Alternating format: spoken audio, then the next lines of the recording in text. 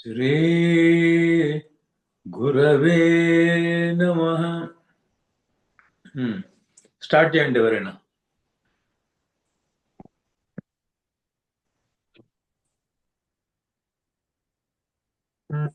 ఏదన్నా ఒక విషయం తీసుకొని విస్తరించండి. మన హేమలత గారు రాస్తున్నారు, లింక్ షేర్ చేయండి అని రాస్తున్నారు. శ్రీవాణి గారు ఫోన్ చేసి చెప్తారా? హేమలత గారు మెసేజ్ పెట్టారు, లింక్ షేర్ చేయండి అని పెట్టారు మెసేజ్. ఆల్రెడీ లింక్ షేర్ చేశాను, పాస్వర్డ్ కూడా చేశాను, అన్ని చేశాను కదా. నేను ఫోన్ చేసి మాట్లాడతాను. మీరు స్టార్ట్ చేయండి విజయ్ కుమార్ గారు. లాస్ట్ నెక్స్ట్ 3 లైన్స్ వాటి మీద కొంత వర్క్ చేశాను. సో సెకండ్ లైన్ వచ్చేసి కచుబేంట్ సంగ్ నహీ లాయి కాలి జోలి లై ఆయి లే ఆయి. ఫస్ట్ డైరెక్ట్ మీనింగ్ చెప్పండి, తర్వాత విస్తారం చేయండి. నేను ఏమి బహుమతి గిఫ్ట్ ఏమి తీసుకొని రాలేకపోయాను, ఖాళీ జోలే తెచ్చాను అనేది ఆ యొక్క సెంటెన్స్ యొక్క మీనింగ్. ఇందులో నేను ఏమి గిఫ్ట్ తీసుకురాలేకపోయాను అన్నప్పుడు ఇంకా నేను ఈ యొక్క బాహ్య ప్రపంచంలోనే ఆ యొక్క బాహ్య ప్రపంచంతో అనుసంధానించబడి ఉండడం వల్ల ఏమీ నేర్చుకోలేకుండా మళ్ళీ మీ దగ్గరికి వచ్చాను ఖాళీ జోలతోటి. గురువు గారికి అంటే భేంట్ అంటే ఒక గిఫ్ట్ కదా. ఇప్పుడు మనము ఎవరైనా ఇంట్లో చిన్న పిల్లలు ఉన్న వాళ్ళు ఇంట్లోకి వెళ్ళాం అనుకోండి, వాళ్ళకి మనం ఏం గిఫ్ట్ తీసుకుపోతాము? టాయ్స్. ఇంట్లో ఫర్ ఎగ్జాంపుల్ మీ అన్నగారి ఇంటికి వెళ్ళారనుకోండి, వాళ్ళకి చిన్న చిన్న పిల్లలు ఉన్నారనుకోండి, మీ చెల్లెలు గారి ఇంటికి వెళ్ళారనుకోండి, వాళ్ళకి చిన్న చిన్న పిల్లలు ఉంటే మీరు ఏం చేస్తారు? ఆ పిల్లలకు ఆటలు ఆడడం అంటే ఇష్టం కాబట్టి ఆటలు ఆడుకుంటుంటారు కాబట్టి వాళ్ళకు టాయ్స్ తీసుకెళ్తారు, స్వీట్ తీసుకెళ్తారు. మీ సిస్టర్కి ఏంటిది? శారీ తీసుకెళ్తారు. బావగారికి ఏదో ధోతినో ఏదో వేరే వస్త్రాలు ఏదో ఒకటి తీసుకెళ్తారు కదా గిఫ్ట్. గురువు గారి దగ్గరికి భేంట్ ఏం తీసుకెళ్తాం మనము? గురువు గారి దగ్గర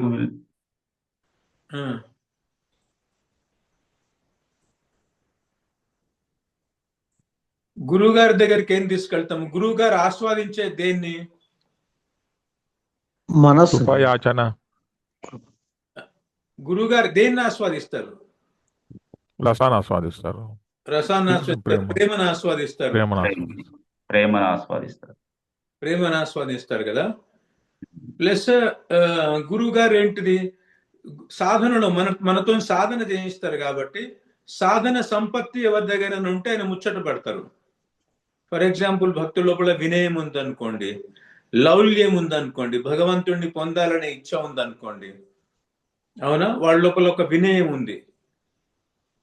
అంటే తన మీద తన గురించి, తనకున్న ఐశ్వర్యం గురించి, వాటి గురించి ఏమాత్రం అహంకారం లేకుండా నాది ఏదైనా కానీ భగవంతుడిదే, భగవంతుడి కృపతోటి ఇదంతా నడుస్తున్నది, ఇదంతా భగవంతునికి సంబంధించింది, భగవంతుని కైంకర్యం కోసమే ఉపయోగించదగినది, ఇదంతా కూడా నేను సర్వస్వం, నాది ఏది కూడా నా శక్తితో రాలేదు, భగవంతుని శక్తితోటి ఇది వచ్చింది, హరి గురు కృప వల్ల వచ్చింది అని చెప్పేసి ఆ కృప మీద ఆధారపడి ఉండడం, కృపను ఆధారంగా చేసుకొని ఉండడం, దీనభావంతో ఉండడము, లౌల్యం ఉండడము, ఇట్లాంటి క్వాలిటీస్ గురువు గారికి ఇష్టం. మీరు ఆ క్వాలిటీస్ ని తీసుకొచ్చి మీ హృదయంలో ఆ క్వాలిటీస్ ఉన్నాయనుకోండి, ఆ సాధకుని లక్షణం, సాధక దేహానికి ఉన్నటువంటి లక్షణాలు ఏవైతే ఉన్నాయో అవన్నీ మీ దగ్గర ఉండి అట్లా వినయంతో మీరు గురువు గారి దగ్గరికి వెళ్ళారనుకోండి, అదే మీరు ఇవ్వాల్సిన భేంట్ ఆయనకు కదా. సో మీరు అన్న స్టేట్మెంట్ కరెక్ట్ అనమాట. నేను లౌకికంగానే ఉన్నాను కాబట్టి ఏం తీసుకొని రాలేదు అంటున్నారు. సో చెప్పండి ఇప్పుడు కొద్దిగా విస్తారం చేస్తే. ఖాళీ జోలీలు అయ్యాయి అంటే ఏంటిది? గురువు గారికి సమర్పణ కాలేకపోయాను, ఇంకా ఈ యొక్క బాహ్య ప్రపంచం మీదనే ఇంకా ఉపభోగిస్తా ఉన్నాను. ఈ గురువు గారు ఇచ్చినటువంటి యొక్క సాధనని ఇంకా చేయలేకపోతా ఉన్నాను. అనే అర్థం వస్తుంది గురూజీ. నా దగ్గర లౌల్యం లేదు, దైన్యం లేదు, కృపాయాచన లేదు, విగ్రహం లేదు కదా. ఏమి క్వాలిటీస్ అయితే ఉన్నాయో అవి సంపాదించుకొని నేను గురువు గారి దగ్గర ప్రదర్శించాలను, అవన్నీ ఏమి లేవు నా దగ్గర. అందుకని ఏం తీసుకొని రాలే నేను. తీసుకొని రాలేదు. Very good. మీ దగ్గర మీది ఒకటి నచ్చింది బాగా, మీకు ఒక ఈ మూడు అబ్బింది కొద్దిగా. ఇట్లా చేతులు పట్టుకొని చెప్తున్నారు మీరు. లాస్ట్ క్లాస్ లో కూడా అబ్జర్వ్ చేశాను. సో అట్లా ఆ దీన భావంతో ఉండాలి. అండ్ గురువు గారు ముందర ఉన్నాను. ఆ గురువు గారు అంటే ఎవరు? ఆయన అధీనంలో కృష్ణుడు ఉంటాడు. గురువు గారు అంటే ఏంటిదంటే చాలా గొప్ప జ్ఞాని ఇట్లా అనుకుంటాం మనం కదా, అవునా? మనతో సాధన చేయిస్తాడు ఇవన్నీ అనుకుంటాం, కానీ సాక్షాత్తు హరియే ఆయనకు అధీనంలో ఉంటాడు. ఇనీకే అధీన కృపా గిరిధరికి గురు బీను బ్రహ్మ శ్యామహు నదేంగే సాత్. జగద్గురు కృపాలు రాసిందే మన దగ్గర. మేము ఆరతి పాడుతుంటాం, అది కూడా నేర్పిస్తాను మీకు ఫ్యూచర్ లో. డైలీ మార్నింగ్ ఆరతి చేసుకోవడానికి అందులో ఏం రాస్తున్నదంటే గురు నఖ పదమణి చంద్రికా ప్రకాష్. ఇప్పుడు ఫ్యూచర్ లో వస్తే మనకు అవన్నీ. అంటే గురువు గారు ఎవరు అంటే, గురువు గారి పాదం ఉంది కదా, శరీరం మొత్తం కాదు, శరీర కాంతి కాదు, పాదం ఉంది కదా, పాదం యొక్క గోరు ఉంది కదా, పాద నఖము. గురు పద నఖ అంటే గోరు. ఆ గోరుకు సూర్యునికి ఉన్నట్టు కిరణాలు ఉన్నాయి అనుకోండి, ఊహించుకోండి మీరు. ఆ కిరణంలో ఒక కిరణం వచ్చి మీ హృదయంలో తాకింది అనుకోండి, అది మొత్తం మాయను మోహను ఒకటే ఒక సెకండ్ లో తీసేసే అంత ప్రకాశం ఉంది దాంట్లో. ఎవరి హృదయంలోనైతే గురువు గారి యొక్క, అంటే మీరు గురువు గారి యొక్క ధ్యానం చేసేటప్పుడు ఆయన పాదము గోరు నుంచి అయితే కిరణాలు వెళ్తున్నా నుంచి ఒక్క కిరణము బయటకు వచ్చినా కానీ మాయను దగ్గరనే రాని, అట్లాంటి పూర్తి శరీరమే మీరు హృదయంలో ఉన్నది అనుకోండి, ఇంకా మాయ వచ్చే అవకాశం ఉందా? ఎవరి గురువు గారు ఎవరు చేయి మీద నెత్తి మీద ఇట్లా ఒకసారి చేయి పెడతారో ఇంకా మాయ దగ్గర కూడా రాదు.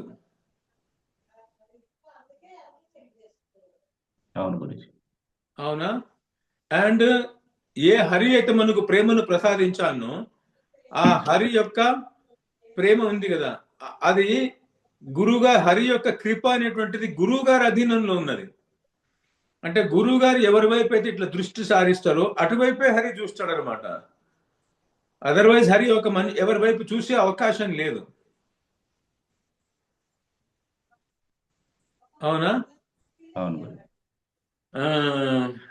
ఇన్నికే అధీన కృపా గిరిధరికి.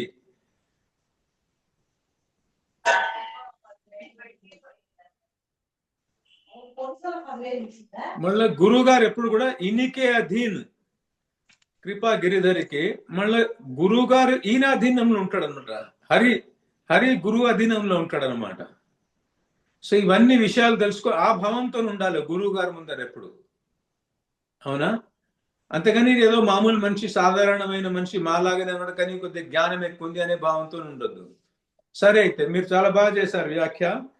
గురువు గారి దగ్గరికి తీసుకుపోవాల్సిన గిఫ్ట్ ఏంటిదంటే, మీరు ఈ అనంతమైన లోకాలు తీసుకెళ్లి మీరు గురువు గారి పాదాల ముందు ధారపోసినా గానీ ఆయనకు వేటి మీద ఇంట్రెస్ట్ లేదు. ఆయన నిరంతరం భగవంతుడి యొక్క ప్రేమను ఆస్వాదిస్తుంటాడు. అయితే మన దగ్గరైతే ఎట్లాగూ ప్రేమ లేదు, కానీ మన దగ్గర నుంచి ఆయన ఏం ఆశిస్తాడంటే ఈ ప్రేమను సంపాదించడానికి, సాధన మార్గంలో ఉండడానికి కావాల్సినటువంటి యోగ్యమైన గుణాలు ఏవైతే ఉన్నాయో, లౌల్యము, దైన్యము, కృపాయాచన, వీటితో మనం గురువు గారు ముందర పోయినాం అనుకోండి, అదే ఒక గిఫ్ట్ అన్నమాట. అవునా? సో అది లేదు. ప్లస్ మళ్ళీ నేను నీ జోలీలలో చాలా వేసినా కదా, ఇది ఏమైంది? ఖాళీ జోలీలు అయ్యాయి అంటే ఎట్లా విస్తరించాలంటే, నీ జోలీలో నేను అనంతమైన జన్మల నుంచి వేసుకుంటూ వస్తున్నాయి కదా, ఏమైంది అంటే అంత ఖాళీ చేసుకొని వచ్చిన నేను, అంటే అంత తీసి అవతల పడేసినాను. అవునా? సో నెక్స్ట్ లైన్ చెప్పండి. असुवन माला लय आई दो बिगरी మోరీ బనాయి. ఫస్ట్ యాక్చువల్ మీనింగ్ చెప్పండి, తర్వాత దాని అర్థభావన చెప్పండి. అసువన్ మాల లే ఆయి అంటే కంటి దారతో చేసిన మాలతో వచ్చాను. దో బిగరి మోరీ బనాయి. దో బిగరి అంటే ఇక్కడ ఈ పదం అర్థం కాలేదు గురుజీ. దో బిగరి మోలీ. బిగిరి అంటేనేమో హిందీలో బిగడ్న అంటారు, అంటే నేను పాడు చేసుకున్న దాన్ని. ఓకే. ఆ దో అనే తర్వాత వస్తుంది. బిగిరి మోరి దో బనాయి. బనాదో అంటారు కదా హిందీలో, బనాదో అనరా? బనా అరే కుచ్ ఖానా బనాదో, చేయండి. బనాదో అంటారు కదా, ఆ దో అక్కడికి వెళ్తుంది. ఓకే ఓకే పోయిటరీలో ఇట్లా ముందర పెట్టారనమాట. ఓకే ఓకే దో బిగిరి మోరి బనాయి ఉంది కదా, బనాయి దో అనమాట. బనాదో అంటారు కదా కదా. మెరుకు కుచ్ దిలా దో, మెరుకు కుచ్ బనా దో, కుచ్ ఖిలా దో అనరా. ఖిలా అంటే ఖిలా అంటే తినిపించడం, ఖిలా దో అంటే తినిపించండి అని. వినిపించండి. అట్లనే దో దానికి పోతుందంట. బిగిరి మోరి బనాయి అంటే నేను పాడు చేసుకున్న దాన్ని మళ్ళా సెట్ చేయి గురువు గారు అని. ఓకే. అసువన్ మాల లే ఆయి అంటే, అసువన్ మాల ఎందుకు తీసుకొచ్చారు అంటే, కళ్ళతోని నీళ్లు తీసుకొచ్చాను అంటే, ఆ కళ్ళతోని నీళ్లు మీకు ఎందుకు వచ్చినాయి అసలు అంటే, అక్కడ ఏం భావనతో అంటున్నారు? నా కళ్ళతోని మాల తీసుకొచ్చినాను, నా దగ్గర ఆ సాధన సంపత్తి అయితే ఏం తీసుకొని రాలేదు, కానీ కళ్ళతో నీళ్లు తీసుకొచ్చాను అని ఎందుకు అంటున్నారు? నా చేతిలో ఏమీ లేదు, మళ్ళీ అనంతమైన వాసనలతో మీ ముందుకు వచ్చాను. అనంతమైన వాసనలు ఆల్రెడీ ముందే ఉండే, ఇప్పుడు కొన్ని యాడ్ చేసుకొని వచ్చాను. ఇంకా ఇంకా ఎక్కువ చేసుకొని వచ్చాను. ప్లస్ కామక్రోధలో అనంతమైన వాసనలు ఎక్కడ ఉంటాయి? కారణ శరీరంలో. మనస్సులు ఏముంటాయి? కామక్రోధ లోభ మోహ మదమాత్సర్యాలు ఉంటాయి. మీరు ప్రకృతిలో ఉన్నటువంటి ప్రకృతికి సంబంధించిన మనుషులతోని, లేకపోతే ప్రకృతికి సంబంధించిన వస్తువులతో ఎంత సంపర్కం పెట్టుకుంటుంటే అంతంత ఇవి పెరుగుతుంటాయి అన్నమాట కదా. ఇంకా పెంచుకొని వచ్చాను గురుగారు, ఇంత దీనమైన స్థితిలో ఉన్నా నేను. ఇప్పుడు మీరు లోకంలో ఉన్నప్పుడు ఏదైతే వాసనలు పెరుగుతూ పోతున్నాయో, ప్రతి క్షణం మన లోపల వాసనలు పెరుగుతూ పోతున్నాయి ప్రకృతితో వ్యవహారం చేస్తుంటే. మీరు ఎంత వ్యవహారం చేస్తుంటే అంతంత వాసనలు పెరుగుతాయి. వాసనలు ఎప్పుడు పెరగవంటే మీరు యోగీశ్వరులు అయిపోయి ఉదాసీనంగా ఉంటారు కదా, ప్రకృతిలో పనులు చేసుకుంటూ ఉదాసీనంగా ఉంటారు కదా యోగులు. మనలాగానే పనులు చేస్తారు కానీ వాళ్ళకి ఏం ఆసక్తి ఉండదు కదా. ఆసక్తి రహితంగా మనం ప్రకృతితో వ్యవహారం చేస్తే వాసనలు అంటుకోవన్నమాట. పనులు చేస్తున్న లోపలేం వాసనలు అంటుకో, ఎందుకంటే వాళ్ళ మనస్సు అంతా ఎక్కడ ఉంటుంది? హరి మీద ఉంటుంది. మన మనస్సు ఏమిటిది? ప్రకృతిలో వ్యవహరించేటప్పుడు మన సంసారం మీదనే ఉంటుంది, వాళ్ళ మీదనే మనకు ఆసక్తి ఉంది కదా. సో ఆసక్తి లేకపోతే వాసనలు అంటావు, ఆసక్తి ఉంటే వాసనలు అంటుతాయి. సో నేను వాళ్ళ పట్ల ఆసక్తి కలిగే ఉన్నాను కదా, నా చుట్టుపక్కల వాళ్ళ పట్ల, సంసారుల వాళ్ళ పట్ల, నేను చేసే పని పట్ల, నా సంపత్తి పట్ల, వాటి పట్ల ఆసక్తి కలిగి ఉన్నా కాబట్టి నేను పెరుగుతా పోతుంది అనమాట. లాస్ట్ టైం వాసనలు పెంచుకొని వచ్చానన్నా కదా, ఇప్పుడు వాసనలు ఎందుకు పెరుగుతాయో ఇంకొక పాయింట్ చెప్తున్నాను మీకు. అవునా? సో అట్లా పెంచుకొని వచ్చాను. అయితే ఫస్ట్ లైన్ కి నెక్స్ట్ లైన్ కి ఏం తేడా అంటే, ఫస్ట్ లైన్ ఏమో ఏ క్వాలిటీస్ అయితే మీకు కావాలను, ఏ క్వాలిటీస్ అయితే మీరు సంపాదించుకోరా అని చెప్పేసి నాకు తత్వబోధ చేసి సాధన నేర్పించారో అవన్నీ ఏం పొడగొట్టుకున్నాను అనమాట. సో నేను పొడగొట్టుకొని ఖాళీ జోలే తెచ్చాను నేను అని అక్కడ అట్లున్నది. అంటే క్వాలిటీస్ ఏం తేలేదు అని అక్కడ ఉంది, ఉన్నాయి పొడగొట్టుకున్నాను అది. ఇక్కడ ఏమొస్తున్నది? అసువన్ మాల అంటే ఇప్పుడు మీరు ఏం ఎక్స్పెక్ట్ చేస్తారో నాకు తెలుసు కదా నేను మీ దగ్గరకు వస్తే. అవునా? ఏం ఎక్స్పెక్ట్ చేస్తారో నాకు తెలుసు కాబట్టి ఉల్టా దానికి ఆపోజిట్ గా చేసుకొని వచ్చినా కదా నేను, ఇంకా పెంచుకొని వచ్చిన ఆసక్తి చేయబట్టి. భగవంతుడి మీద ఆసక్తి నేను ఉంటే ఏం చేస్తుంటే నేనంటే, నాకు మీరు ఏదైతే సాధన సంపత్తిని ఇచ్చారో, దైన్యము, లౌల్యము, విరహము, కృపాయాచన ఇవన్నీ ఇచ్చారో వాటిని క్షణక్షణం పెంచుకుంటూ వస్తుంటే, అంటే ఆ వాసనలు మీకు ఆసక్తి ఎక్కడ ఉంటే ఆ వాసనలు పెరుగుతుంటాయి. సో భగవత్ సంబంధమైనటువంటి వాసనలు పెంచుకుంటూ పోతుంటే నేను అట్లా చేయలే, భగవంతుని పట్ల ఆసక్తి కలిగి ఉండలే నేను. ఉండనందుకు ఏమైంది? ఈ సంపత్తి ఏదైతే సాధన సంపత్తి మీరు నాకు కొద్దో గొప్పనో ఇచ్చిండ్రో పోయిన జన్మలో, అది కూడా పోయింది. ఆసక్తి ఉండుంటే పెంచుకుంటూ పోతుంటే, ఆసక్తి వదిలేశాను కాబట్టి పోయింది. దాంట్లో ఆసక్తి వదిలిపెట్టేసి దీంట్లో ఆసక్తి పెంచుకున్నాను కాబట్టి ఏమైంది? ఉన్న వాసనల కన్నా ఎక్కువ వాసనలని మళ్ళా కామ క్రోధాలు ఇంకా పెరిగినాయి అనమాట నా లోపల, మదము కానీ ఇవన్నీ కానీ. సో నేను మీ దగ్గరకు వచ్చినప్పుడు మీరు ఏం ఎక్స్పెక్ట్ చేస్తారో నాకు తెలుసు. మీరు ఎంత శ్రమపడి నాకు తత్వజ్ఞానాన్ని ఇచ్చారో, మీరు ఎంత శ్రమపడి నా కోసం అంటే భగవంతుని లోపల నిరంతరం మునిగిపోయి ఉండి రసాన్ని ఆస్వాదిస్తూ అందులోనే ఉండాల్సిన వాళ్ళు కూడా కిందికి దిగొచ్చి మీరు మా కోసం మమ్మల్ని ఉద్ధరించడం కోసము మీరు ఇంత తాపత్రయపడుకుంటూ ఇవన్నీ నా కోసం చేస్తుంటే నా దగ్గర నుంచి ఇంకా ముందుకు పోవడానికి ఏమైనా ఆస్కారం ఉంటుందేమో అని చూస్తారు గురువు గారు. అట్లా దేని లేకుండా ఇంకా కిందికి పతనం చేసుకొని బిగిరి అంటే బిగాడిన అంటే పాడు చేసుకొని వచ్చానమాట. ఇంకా పాడు చేసుకొని వచ్చాను గురువు గారు అని ఇట్లా ఫీలింగ్ రావాలి గురువు గారి దగ్గర ముందు పోతున్నప్పుడు. ఇట్లా ఫీలింగ్ రాకపోతే ఏమవుతుందంటే రాదు కాబట్టి గురువు గారు మనకి ఇట్లా అనుకో అని చెప్తున్నారు. ఇలా అనుకోవడం వల్ల ఏమవుతుందంటే మీరు ఇప్పుడు అర్థభావన దేని మీద చేస్తున్నారు? రసోపాసన చేసేటప్పుడు దేని మీద అర్థభావన చేస్తాం మనము? భగవంతుని యొక్క దివ్య గుణాల మీద, ప్రేమమయమైనటువంటి గుణాలను. అంటే ఆ కీర్తనలలో భగవంతుని యొక్క కరుణ, కృప, భగవంతుడు ప్రేమను వెదజల్లడము, ఇట్లాంటివన్నీ రసోపాసనలో మనము అర్థభావన చేసేది ప్రేమకు సంబంధించి. అందుకనే మనం అర్థభావన చేసిన కొద్దీ ఆ అర్థభావన మన హృదయంలోకి పోయి కన్వర్ట్ అవుతుంది, ప్రేమలాగా కన్వర్ట్ అవుతుంది. ఇదేంటిది? రసోపాసన చేస్తే. కానీ రసోపాసన చేయాలంటే మీకు సాధక దేహం ఉండాలి. ఈ శరీరం చేయదు, సాధక దేహం చేస్తుంది అనమాట. సాధకుడు చేయగలుగుతాడు ఆ పని, ఈ శరీరం చేయలేదు కదా. సాధకుడు చేయగలుగుతాడు కాబట్టి మీకు సాధక దేహం కావాలి. ప్రేమ ఎక్కడ ఉంటుంది? ప్రేమకు స్థానం ఏంటిది? సిద్ధదేహంలో ఉంటుంది. చెప్పాను కదా స్టార్టింగ్ లో, పరికరుల దగ్గర సిద్ధదేహంలో ఉంటుంది. అవునా? మీరు ఉపాసన చేసేది ప్రేమను, అంటే రసోపాసన అంటే ప్రేమను పిండుకొని తాగే ప్రయత్నం చేస్తున్నారు నామరూప గుణలీల ధామ పరికరాల్లో కదా. ఆ దాని యొక్క అర్థభావన చేస్తున్నారు అనమాట. ఆ ప్రేమ యొక్క అర్థభావన చేస్తున్నారు. భగవంతుని యొక్క ఈ ప్రేమపూరితమైనటువంటి గుణాలు ఏవైతే ఉన్నాయో వాటి మీద అర్థభావన చేస్తుంటే ఏమవుతుందంటే ఆ అర్థభావన మీ హృదయంలోకి పోయి ప్రేమలాగా కన్వర్ట్ అవుతుంది. అది ఎక్కడ ఉంటుంది? ఆ ప్రేమ ఆత్మలో ఉంటుంది, ఉట్టి చిత్కణంలో ఉండదు, ఓ సిద్ధదేహంలో ఉంటుంది. సో ఇప్పుడు క్రమక్రమంగా సిద్ధదేహం కూడా తయారవుతున్నది అనమాట. భక్తి లతా బీజముని బీజాన్ని ఎప్పుడైతే గురువు గారు మీ హృదయంలో నాటుతారో, ఆ నాటుతుంటే చెట్టు మెల్లిమెల్లిగా బీజం పెరిగి పెరిగి అంకురించి మళ్ళీ చెట్టు అయిపోతుంది కదా. ఇట్లా లాస్ట్ కు ఫలం ఏమొస్తుంది? ప్రేమ వస్తుంది. కానీ చెట్టు పెరుగుతుంది కదా, అది సిద్ధదేహం అనమాట. దాన్ని ప్లాంట్ చేస్తున్నారు గురువు గారు మీరు మీ లోపల. మీరు రసోపాసన చేసిన కొద్దీ ఆ సిద్ధదేహం అనేటువంటిది మెల్లిమెల్లిగా తయారై ఆ భావదశలో అద్దమంతా క్లీన్ అయినాక మీకు కనబడతాయేటట్టు చేస్తాడు గురువు గారు అని చెప్పారు కదా. ఇవాళ ఇంకొక కొత్త సూక్ష్మమైన పాయింట్ చెప్తున్నాడు, బాగా వినండి మీరు. అవునా? ప్రతిసారి యాడ్ చేసుకుంటూ పోతా అని చెప్పా కదా మీకు.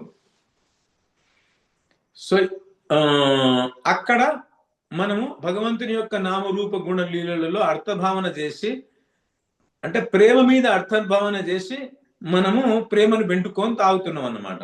అర్థభావన లోపలికి పోయి హృదయంలో ప్రేమలాగా కన్వర్ట్ అవుతున్నది. అది ఉండేది ఎక్కడ? సిద్ధదేహంలో కదా. ఇది క్లియర్ గానే ఉంది కదా మీకు.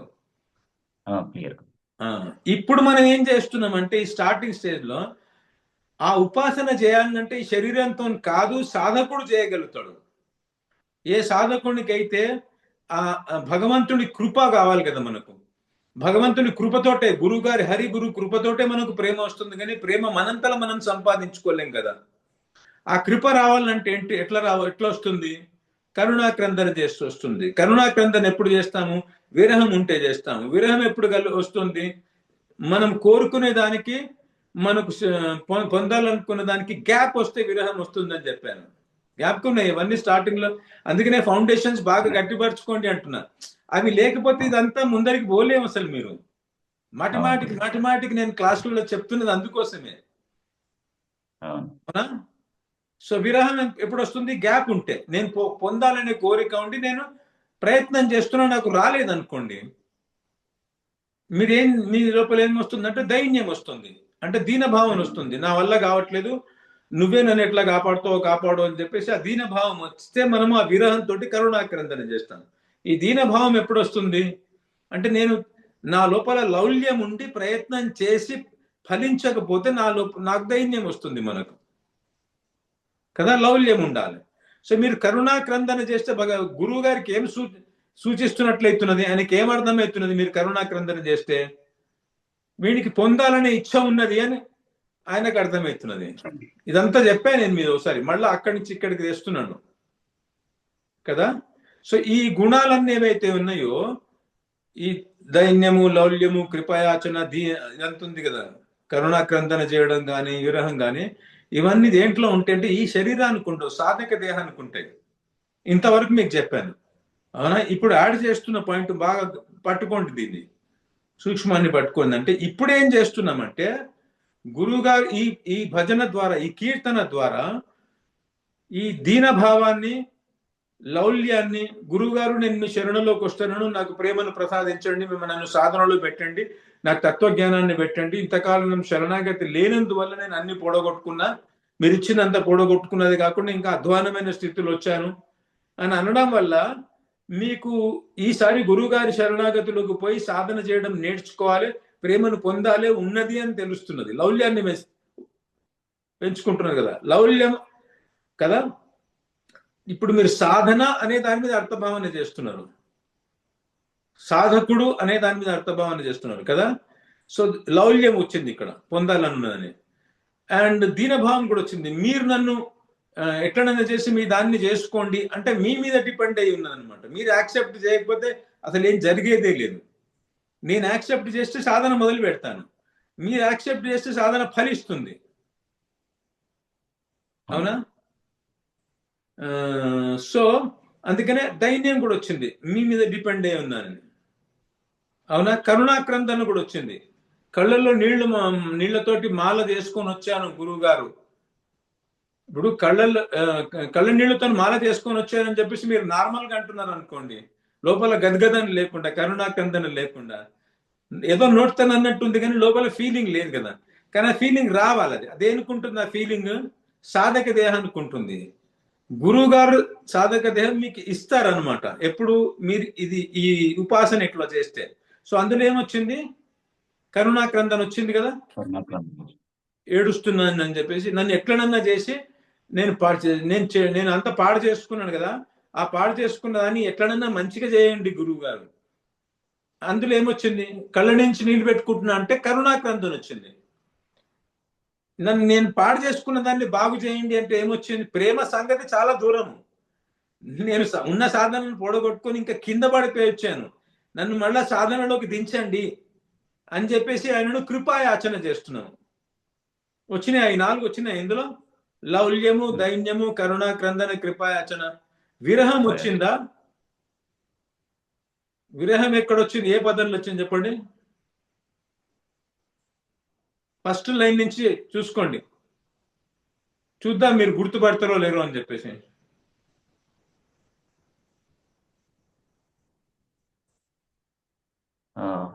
ఫస్ట్ లైన్ లో వచ్చింది గురూజీ. ఎక్కడ, ఏ పదంలో?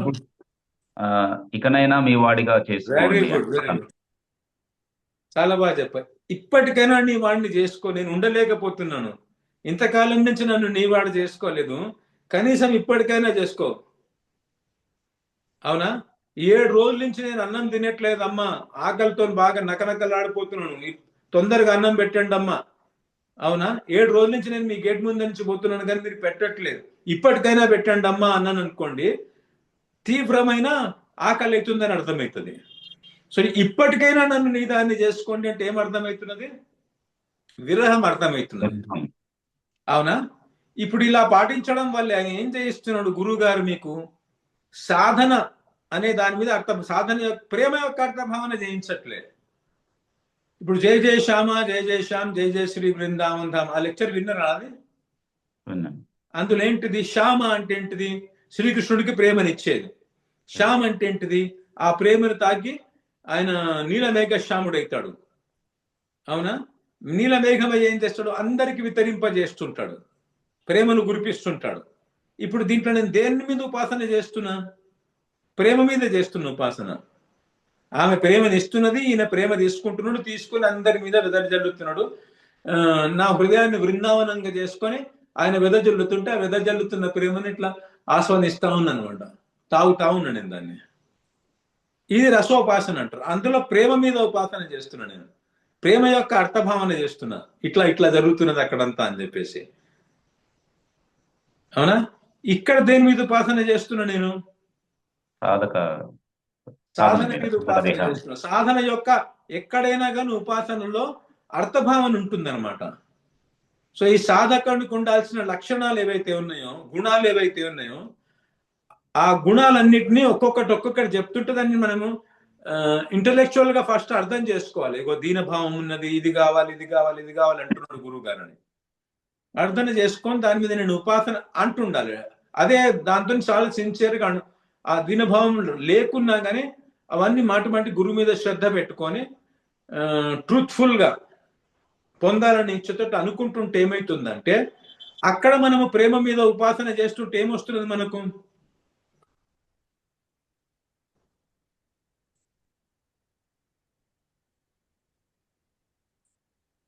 అక్కడ ప్రేమ మీద ఉపాసన చేస్తే ఏమొస్తున్నది? ప్రేమ వస్తున్నది ప్రేమ కదా. ఆ ప్రేమ ఎక్కడుంటది? సిద్ధదేహం. సిద్ధదేహంలో ఉంటది. అంటే చాలా లైట్ గా సిద్ధదేహం తయారవుతున్నది అనమాట. అవునా? వృక్షం అనేటువంటిది పూర్తిగా వృక్షము పెద్దగా ఉంటుంది, కానీ స్టార్టింగ్ లో చిన్న అంకురించిన తర్వాత చిన్న వృక్షం ఉంటుంది కదా. అదే కదా పెరిగి యాక్చువల్ వృక్షమై మళ్ళీ అందులో నుంచి పళ్ళు వస్తాయి కదా, మామిడి పండ్లు, జామ పండ్లు ఏవైనా కానీ. అక్కడ అట్లా ఆ ప్రేమ సూక్ష్మ అది తయారవుతున్నది అనమాట. అది భావస్థితిలో వ్యక్తం అవుతుంది మనకు. గురువు గారు చూపిస్తారు. ఇక్కడ ఈ సాధన అనేటువంటిది ఎక్కడ ఉంటుంది? సాధక దేహం. సాధక దేహంలో ఉంటుంది. అదేమో సిద్ధ దేహంలో ఉంటుంది. ఈ క్వాలిటీస్ అన్ని సాధక దేహంలో ఉంటాయి. కాబట్టి మీరు సాధక దేహాన్ని ప్రాక్టీస్ చేయలేరు, ప్రేమను ప్రాక్టీస్ చేయలేరు. అవునా? కానీ ప్రేమ యొక్క అభివ్యక్తి ఏదైతే ఉందో వాటి మీద చేయగలుగుతారు అనమాట. రాధారాణి కృష్ణుని పంచుతున్నది, కృష్ణుడు తీసుకుంటున్నాడు, ఆయన పోతున్నాడు, వీటి మీద చేయగలుగుతారు. ప్రేమ మీద ఉపాసన చేయలేరు మీరు. అవునా? అట్లనే మీరు వీటన్నిటికీ సాధక దేహానికి ఉన్న క్వాలిటీస్ ఏవైతే ఉన్నాయో, సాధన యొక్క అంగాలు ఏవైతే ఉన్నాయో, ఆ సాధన యొక్క అంగాల మీద మీరు ఉపాసన చేస్తుంటే మాటికి ఇట్లా వీటిని చింతించుకుంటుంటే ఏమవుతుందంటే, గురువు గారి పాదాల మీద మనసును అర్పించి లగ్నం చేసి ఆయన శరణులకు పోయి మనం ఇట్లా చింతన చేస్తుంటే ఏమవుతుందంటే, గురువు గారు మీ సిన్సియారిటీ చూసి ఏం చేస్తారంటే ఈ గుణాలన్నీ మీకు వచ్చేటట్టు చేస్తారు. ఆ గుణాలన్నీ ఎక్కడుంటాయి? సాధక దేహంలో ఉంటాయి. కాబట్టి సాధక దేహం కూడా ఫస్ట్ మైల్డ్ గా తయారవుతుంది. రాను ఆ సాధక దేహం బాగా వృక్షంలాగా తయారైపోతుంది అనమాట. అప్పుడు మీ ప్రతి ఆచరణల మీరు కూర్చుంటే లేస్తుంటే, రామో విగ్రహవాన్ ధర్మ అంటారు కదా. రాముడు కూర్చుంటే లేస్తుంటే మాట్లాడుతుంటే చూస్తుంటే ఏం చేసినా ధర్మమే కనబడుతుంటది అనమాట. అట్లా మీరు ఏం చేస్తున్నా కానీ సాధకుడే కనబడుతుంటాడు ఎవరైనా చూసే వాళ్ళకి. ఇది గురువు గారు కోరుకుంటారు మీద, ఈ గిఫ్ట్ కోరుకుంటారు మీ దగ్గర. ఇట్లా ఆయన వస్తే ఈ సాధన సంపత్తితో వస్తాడు నా దగ్గరికి అని చెప్పేసి. కానీ ఇవన్నీ నేనేం చేసుకొని రాలే కదా. ఆ వృక్షం కూడా, ఆ వృక్షానికి నీళ్లు పోయాల్సి ఉంటుంది, ఎరువులు వేయాల్సి ఉంటుంది, కలుపు మొక్కలు వస్తే కలుపు మొక్కలు తీయాల్సి ఉంటుంది, దాన్ని రక్షించుకోవాల్సి ఉంటుంది. దాని చుట్టూ అంతా బీడు బారిపోతున్నా, అంతా కలుపు మొక్కలు వస్తున్నా చూసుకుంటూ కూర్చున్నాయి. కలుపు మొక్కలు ఏంటంటే ఈ కామక్రోధాలే, కోరికలు పుడుతున్నాయి. ప్రేమకు కోరికలకు విరుద్ధం కదా. కానీ పుడుతుంటే నేను చూసుకుంటూ కూర్చున్నా. అది మెల్ల ఏం చేసిందంటే వచ్చేసి నా మొత్తం ఉన్న చెట్టును పాడు చేసింది. అదే నీళ్లు తీసుకోవడం మొదలు పెట్టింది. చెట్టుకు నీళ్లు పోలేదు, చెట్టు ఎండిపోయింది, పాడైపోయింది అనమాట. అట్లా పాడు చేసుకొని వచ్చాను గురువు గారు అంటున్నారు. సో కచ్చు భేట్ సంగ్ నహి లాయి. ఇది చాలా ఇంపార్టెంట్ విషయం. ఇది ఎవరైనా చెప్పాలి నాకు నెక్స్ట్ టైం. అర్థమైందా? ఏం చేస్తున్నాం ఇక్కడ అని చెప్పేసి, సాధక దేహాన్ని ఎట్లా తయారు చేసుకుంటున్నాము అని చెప్పేసి. ఇక్కడ ఏం ఉపాసన, దేని మీద ఉపాసన చేస్తున్నాము? సాధన మీద ఉపాసన చేస్తున్నాము. అవునా? సాధన యొక్క అర్థభావన చేస్తున్నాం మనం. చేస్తుంటే సాధన తయారవుతుంది. ఆ గుణాలు మనకు వస్తాయి. ఆ గుణాలు వచ్చినాయి అంటే అవి సాధన యొక్క గుణాలు కాబట్టి సాధన సంపత్తి తయారవుతున్నాను. ఇట్లా బాగా చెప్పగలిగిన. నెక్స్ట్ ఏమున్నది? Next line. మోహి భుక్తి ముక్తి నహి నహి బాయి చహు యుగల్ చరణు శరణాయి. అంటే ఏంటిది? ఎందుకు చెప్తున్నది ఈ మాట? ఈ ధర్మార్థ కామాల్లో భుక్తి ముక్తికి ఆ ప్రయత్నం భుక్తి అంటే ఏంటిది? అంటే మన ఎగ్జిస్టెన్స్ కొరకు చేసే పనులు. భుక్తి అంటే భోగము కదా. భోగం భుక్తి అంటే భోగం. అనుభవం. నాకు భోగేచ్ఛ ఉండింది. ఆ భోగేచ్ఛ ఉండడం అంటే కోరికలు పుడుతున్నాయి. కోరికలు అంటే ఏంటిది? విషయాలను ఉపభోగించాలని భోగేచ్ఛ అంటారు దాన్ని. మోక్షేచ్ఛ, భోగేచ్ఛ. నా లోపల భోగేచ్ఛ ఉండింది. దానికోసం నేను దేన్ని ఆశ్రయించాను? భోగేచ్ఛ ఉండడం వల్ల మూడింటిని ఆశ్రయించాను. భోగేచ్ఛ ఉండడం వల్ల మాయను ఆశ్రయించడం. ధర్మార్థ కామాలు. మూడు పురుషార్థాలను ఆశ్రయించారు. ఏంటంటే మూడు పురుషార్థాలు? ధర్మార్థ కామాలు. బస్ ధర్మార్థ కామాలను ఆశ్రయించినట్టు. ధర్మార్థ కామ పురుషార్థాలను ఆశ్రయించాను. భుక్తి అంటే ఏంటిదంటే ధర్మార్థ కామాలు అనమాట. త్రివర్గము అంటారు దాన్ని. ఇదొక కేటగిరీ ధర్మార్థ కామాలు. అంటే ధర్మార్థ కామాల గురించి కొద్దిగా చెప్పాను కదా, ఏమైనా జ్ఞాపకం ఉందా మీకు? ధర్మార్థ కామాలు ఏంటి? ఎందుకు ధర్మార్థ కామాలు ఒక త్రివర్గం లాగా చేశారు? ఎవరైనా చెప్పండి. తులసి నువ్వు కూడా చెప్పొచ్చు, ఎవరైనా చెప్పొచ్చు. అంటే ప్రభు ధర్మం ఆచరించడం వల్ల అర్థం వస్తుంది. అర్థం వల్ల మనం కామాన్ని భోగిస్తుంటాం. Very good. అర్థమైంది కదా. నా లోపల కామాలు ఉన్నాయి కదా, ఆ కామం తిరగడానికి నాకు వస్తువులు కావాలి కదా. ఆ వస్తువులను తేవాలంటే నాకు డబ్బులు కావాలి, అర్థం కావాలి. అర్థం ఎట్లా వస్తుంది? ధర్మం ఆచరించడం వల్ల వస్తుంది అనమాట. ధర్మం ఆచరించకుండా మీరు అర్థాన్ని కోరితే ఏమవుతుంది? మీకు సుఖం దొరికినా కానీ అది నరకానికి దారితీస్తుంది అనమాట. ధర్మాన్ని ఆచరిస్తే వచ్చే అర్థం వల్లనే మీ కామాలు తీర్చుకుంటే మీకు సుఖం వస్తుంది, కానీ దుఃఖం రాదనమాట కదా. సో వెరీ గుడ్, ఇది ఒకటి. సో నెక్స్ట్, నాకు భుక్తి వద్దు అంటున్నాడు. నాకు ముక్తి కూడా వద్దని ఎందుకు అంటున్నాడు? ముక్తి అంటే ఏంటిది? ఈ దేహానికి సంబంధించింది ముక్తి అనేది. ధర్మార్థ కామాలు కూడా దేహానికి సంబంధించినవే. ఇది కూడా దేహానికి సంబంధించింది. మోక్షం కూడా నాకు వద్దు అంటున్నారు. కానీ ఎందుకు వద్దు అంటున్నారు? ప్రేమకి ముక్తికి సంబంధం లేదు. అది సరే, కానీ మోక్షం అంటే ఏంటిది? ఫస్ట్ ఎక్స్ప్లెయిన్ చేయండి నాకు. మోక్షం అంటే ప్రభు అచేతన శక్తి ప్రభు. అంటే దానికి ఏముండదు శక్తి, ఒక రాయిలాగా. అది కూడా ఒక కోరికే. ముక్తి కూడా ఒక కోరిక సంబంధించి. ముక్తి అంటే ఏంటిది? నువ్వు చెప్పింది కరెక్టే, నువ్వు ఎండ్ రిజల్ట్ చెప్తున్నావు. కానీ యాక్చువల్లీ మోక్షం అంటే ఏంటిది?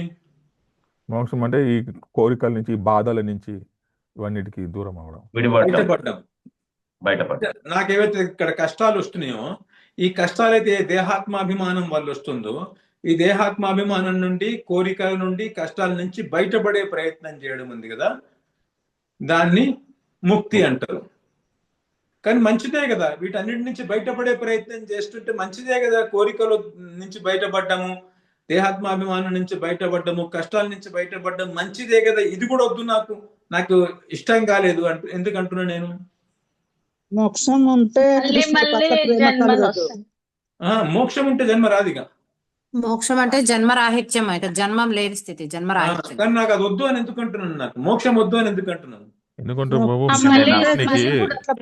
ప్రేమని ఆస్వాదించడం గురించి, ఆయన ప్రేమనే ఆస్వాదించడం ఉండడమే ఎక్కువ మోక్షం కంటే కూడా. Very good. చెప్పు తులసి, నువ్వేమని చెప్తున్నావు? Very good, correct. అది నాకు కావాల్సింది ప్రేమ, నాకు మోక్షం వద్దు. రైట్. మోక్షానికి సిద్ధదేహం ఉండదు ప్రభు. సిద్ధదేహం కావాలి మోక్షానికి, ప్రేమను ఆస్వాదించడానికి. మోక్షం వస్తే ఏమవుతుందంటే, ఇంకెవరైనా బాగా చెప్పగలుగుతారా? నేను హింట్ ఇస్తే చెప్పగలుగుతారా? ఆత్మ ఇప్పుడు చిత్కణ రూపంలో ఉన్నది. చిత్కణం అంటే చైతన్యము ఒక కణ రూపంలో, దానికి దేహం లేదనమాట. ఇప్పుడు దీన్ని హింట్ లాగా తీసుకొని చెప్పండి నాకు, మోక్షం ఎందుకు వద్దు అంటున్నాడు? మోక్షం వస్తే ఏమైతుంది అంటే, నాకు ఇది వద్దు అని అంటున్నాను అనుకోండి. నేను మీ ఇంటికి వస్తే మీరు నాకు స్వీట్ స్టోన్ చేసినవి బాగా ఏదైనా పెడితే నాకు వద్దు అంటున్నాను అనుకోండి. ఎందుకు వద్దు అంటున్నాను?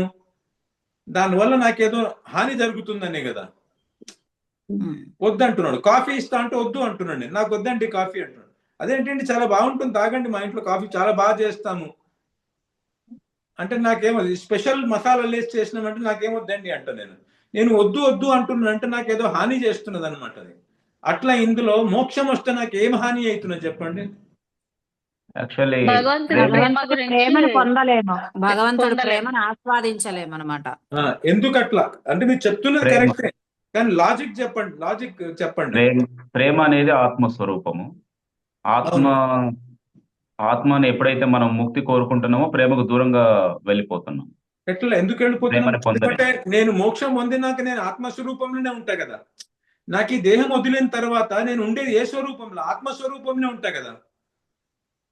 ఆత్మస్వరూపాన్ని పొందినట్లే కదా. ఈ స్థూల శరీరము, సూక్ష్మ శరీరము, కారణ శరీరం పడిపోయిన తర్వాత మిగిలేదా? సాధన చేయలేము, భజన చేయలేము, రసోపాసన చేయలేము కాబట్టి. వెరీ గుడ్, వెరీ దేహం కరెక్ట్. ఉండదు కాబట్టి. నువ్వు చెప్పు తులసేమని చెప్తావా? ఇవే పాయింట్లు. వెరీ గుడ్, కరెక్ట్ గా వచ్చిండ్రు. ఇప్పుడు ఏమైతుందంటే నేను చిత్కణ రూపంలో ఉన్నా కదండి. ఆ చిత్కణము సచ్చిదానందము. సత్ అంటే ఎప్పటికి ఉండేది, చిత్ అంటే దానికి ఎప్పటికి నేను ఉన్నాను అనే భానం ఉంటుంది. అవునా? ఉండడం అనే భానం ఉంటుంది. ఆనందము ఆనంద రూపంలో ఉంటుంది, ఆనందం కలిగి ఉండదు. ఇప్పుడు చక్కెరని నేను ఆస్వాదిస్తాను కానీ చక్కెర ఆస్వాదించదు కదా. అవునా? సచ్చిదానంద రూపంలో ఉంటుంది. అవునా? ఇప్పుడు నేను మోక్షం కోరుకుంటే ఏమవుతుందంటే ఈ 3 దేహాలు వెళ్ళిపోయాక ఆత్మస్వరూపంలో ఉండిపోతున్నా నేను. కానీ దీనికి ప్రేమ కావాలంటే దీనికి ఒక స్వరూపం కావాలి, చిన్మయమైనటువంటిది కదా. సో ఆ స్వరూపం నాకు రావట్లేదు. అందుకనే నాకు మోక్షం వద్దు అని చెప్పేసి నేను రసోపాసన చేశాను అనుకోండి. ఇప్పుడు నాకు మోక్షం వద్దు, నాకు భోగేచ్ఛ వద్దు. భోగేచ్ఛ ఉంటే ఏమవుతున్నది? ఈ ప్రపంచంలోనే ఉండుకుంటే ఇక్కడ తాపత్రయాలను అనుభవిస్తున్న దుఃఖాలను. అదొద్దు నాకు. మోక్షం వస్తే ఏమవుతున్నది? దుఃఖమైతే పోతున్నది కానీ నాకు భగవంతుని యొక్క ప్రేమ పొందడానికి కావాల్సినటువంటి సిద్ధదేహం రావట్లేదు, చిత్కణం లాగానే ఉండిపోతున్నాను. అందుకనే నాకేం కావాలి? ధర్మ కామాలు వద్దు, మోక్షం వద్దు, ఏం కావాలంటున్నాడు? చదవండి అక్కడ. మోహి భుక్తు ముక్త్ నహి పాయి చహ్ యుగల్ చరణ్ శరణాయి. ఏం కావాలని కోరుకోవాలి? యుగల్ చరణ్ శరణాయి. యుగ యుగాలకు నీ చరణాల యుగల్ అంటే రాధాకృష్ణుల యొక్క చరణములు కావాలి. అక్కడ సేవ కావాలని ప్రభు. యుగళ గీతము అంటే డ్యూయట్ అన్నమాట. ఇద్దరిని యుగళ అంటారు. రాధాకృష్ణుడు. ఆ యుగళము అంటే ఘంటసాల సుశీల గారు పాడినటువంటి ఒక యుగళ గీతాన్ని విందాము అని చెప్తుంటే ముందు రేడియోలో అట్లా కదా. యుగళము అంటే ఇద్దరు. ఆ ఇద్దరు ఎవరు? రాధాకృష్ణుడు. యుగళ చరణ్. వాళ్ళ యొక్క చరణ్ అంటే ఏంటిదంటే చరణాలు దేనికి సూచకం అని చెప్పాను నేను?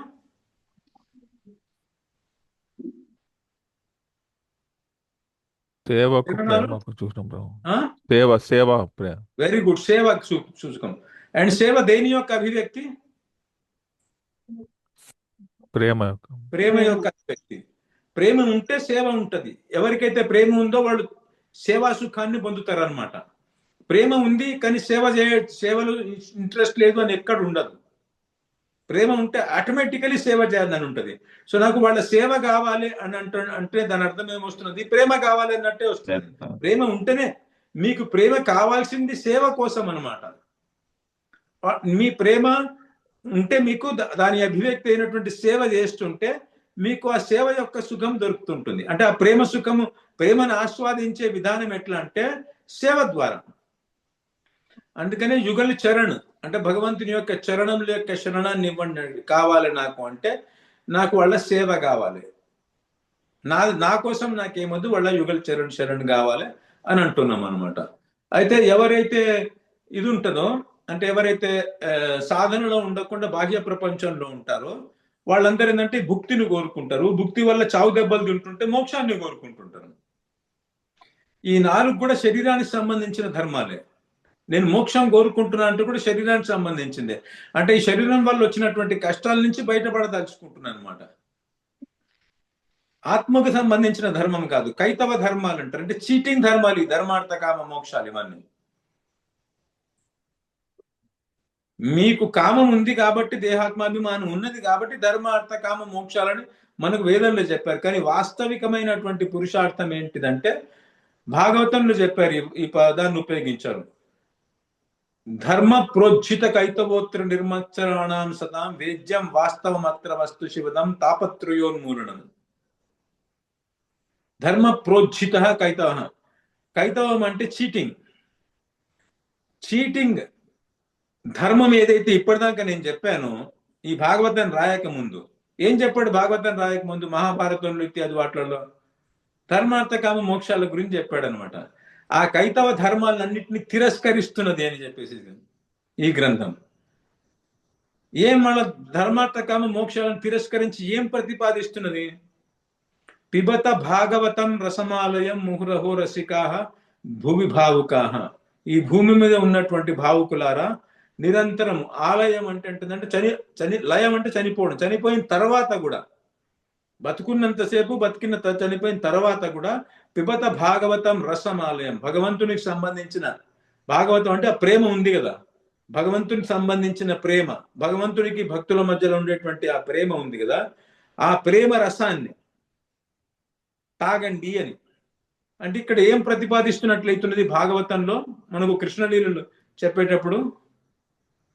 ప్రేమను ప్రతిపాదిస్తున్నట్లయితున్నది. సో ప్రేమను కోరుకోవాలి కానీ మనము ధర్మార్థ కామ మోక్షాలను కోరుకోదు. ఏవైతే నేను ఇంతకు ముందు చెప్పాను మహాభారతం ఇత్యాది గ్రంథాలలో ఏ చతుర్విధ పురుషార్థాలు చెప్పాను, అవి కైతవ ధర్మాలు, అవన్నీ చీటింగ్ ధర్మాలు అన్నమాట. అవి వద్దు నాకు. నాకేం కావాలి? కేవలము ఇదే కావాలి, యుగల చరణ శరణాయి కావాలి. నెక్స్ట్ లైన్ చెప్పండి. ఇంకెవరైనా ఏమైనా చెప్పదలుచుకున్నారా? ప్రాక్టీస్ చేయదలుచుకున్నారా?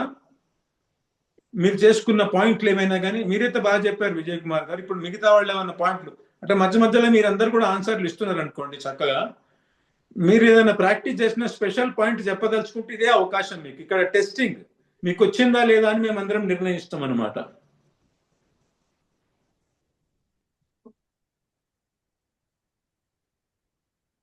ఒకటి కురుక్షేత్ర యుద్ధం గురించి చెప్పారు last time discussion. Very good. Kurukshetra యుద్ధం గురించి చెప్పాను. లాస్ట్ టైం సరిగా పట్టుకున్నారు లేదో ఇప్పుడు చూస్తాను నేను దాన్ని. కురుక్షేత్ర యుద్ధ సాధనలోకి దిగంగానే ఒక కురుక్షేత్ర యుద్ధం స్టార్ట్ అవుతుంది అన్నాను కదా. ఏంటిది ఆ కురుక్షేత్ర యుద్ధం? ఎవరైనా చెప్తారా? ఇప్పుడు టైం ఏంటైంది? ఎంత టైం ఉంది ఇంకా మనకు?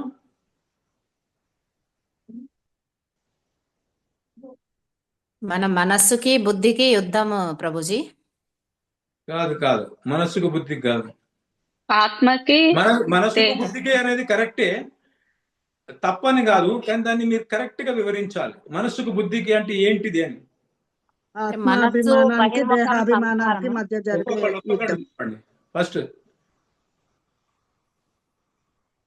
ఆత్మ అభిమానానికి దేహాభిమానానికి మధ్య జరిగే యుద్ధం. వెరీ గుడ్, కరెక్ట్ చెప్పారు. చెప్పండి, కొద్దిగా వివరించండి. ఈ ఆత్మాభిమానం, దేహాత్మాభిమానం, ఆత్మాభిమానం అంటే ఏంటిది? నన్ను నేను శరీరం అనుకుంటే నాకు దేహాత్మాభిమానం ఉన్నట్టే కదా. ఈ ఆత్మాభిమానం ఎక్కడి నుంచి వచ్చింది మనకు? నేను ఆత్మని, ఆత్మస్వరూపుణ్ణి అని ఎక్కడి నుంచి వచ్చింది? గురువు గారు వచ్చి చెప్పారు నాకు. గురువు గారి ద్వారా. సో నేను సాధనలోకి దిగక ముందు నాకు ఎన్ని ఐడెంటిటీలు ఉండే? ఒకటే ఐడెంటిటీ ఉండే, నేను దేహాన్ని అనే. దేహానికి కోరికలు పుడుతున్నాయి, నేనేం చేస్తున్నాను? ఆ కోరికలు తీర్చుకుంటున్నాను. అక్కడ ఏమైనా యుద్ధం ఉందా? లేదు. అది కోరికలు నేను తీర్చుకుంటున్నాను. ఇప్పుడేమైంది? గురుడు వచ్చిన తర్వాత గురువు గారు నువ్వు దేహం కాదు నాయన, నువ్వు ఆత్మవు, దాసుడివి, పరికరుడివి. నీ పర్సనల్ కోరికలు ఉండొద్దు నీకు. నువ్వు దాసుడివి కాబట్టి గురువు గారి కోరికనే నీ కోరికై ఉండాలి, భగవంతుని కోరికనే నీ కోరికై ఉండాలి. కామాలను త్యజించు, ప్రేమను ఆశ్రయించు అని చెప్తున్నాడు ఆయన. చెప్పినందుకు నాకు మంచిగా అనిపించి, కరెక్టే అనిపించి ఒప్పుకున్నాను. నేను ఒప్పుకున్నాక ఇప్పుడు ఒక రెండో ఐడెంటిటీ తయారైంది కదా. ఇప్పుడు అస్సలు యుద్ధం స్టార్ట్ అయింది అనమాట. ఈ యుద్ధంలో మనం ఎప్పుడు గెలుస్తామా, ఓడిపోతామా? దేహమే గెలుస్తుంది, దేహాత్మ మనం గెలుస్తుంది. దేహం ఎప్పుడు గెలుస్తుంది, మనం ఎప్పుడు గెలుస్తాము?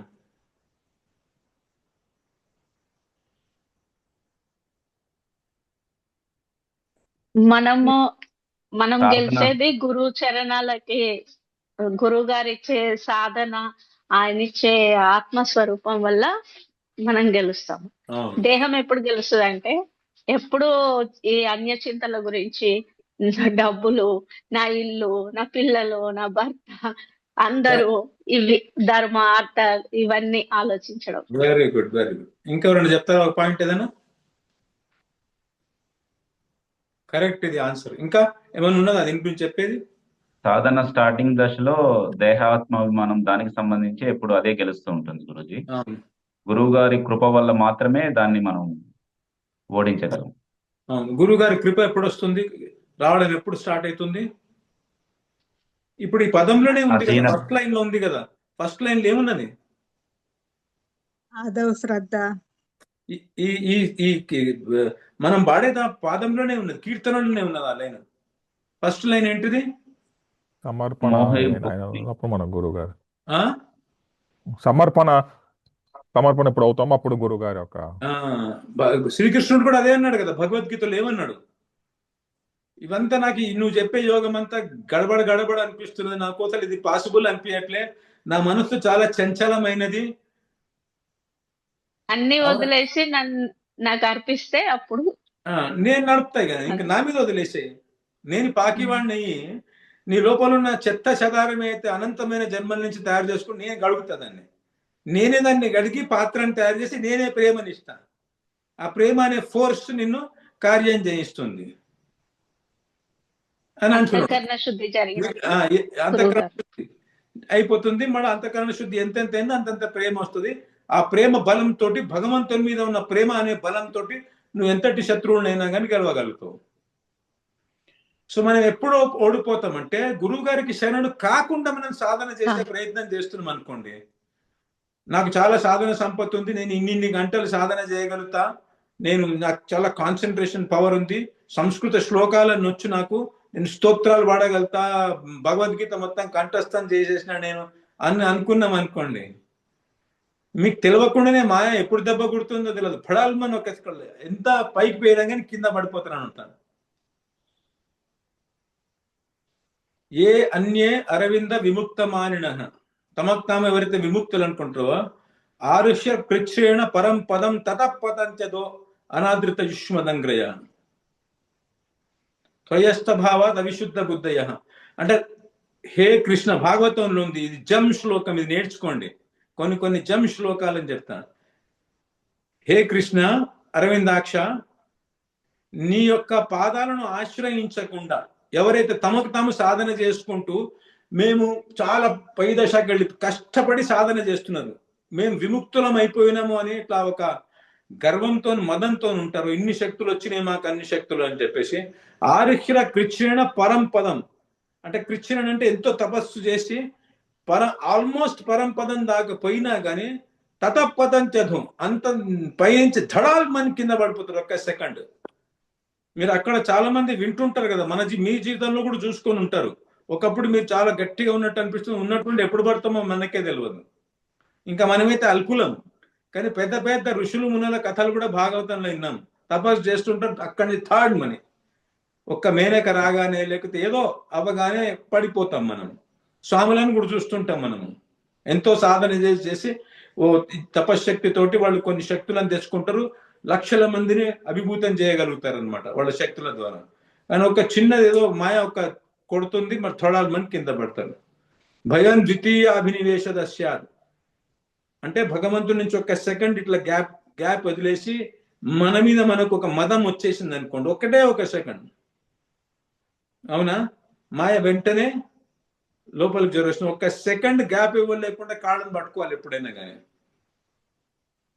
అయితే నీ కాళ్ళను పట్టుకోనందువల్ల, నీ పాదాలను ఆశ్రయించనందువల్ల వీళ్ళు ఎవరైతే విముక్తులు అనుకుంటున్నారో అంత పైకెక్కి కూడా పడాలి మన కింద పడిపోతున్నారు అనమాట. సో ఈ యుద్ధం ఎప్పుడు గెలవగలుగుతాం మనము? భగవంతుని ఆశ్రయిస్తేనే. భగవంతుని బలం, నేను నిర్బలుణ్ణి అనుకొని భగవంతుని యొక్క బలాన్ని నా బలంగా చేసుకోవడం. నేను నిరాధారుణ్ణి, భగవంతుని యొక్క నామమే నాకు ఆధారం.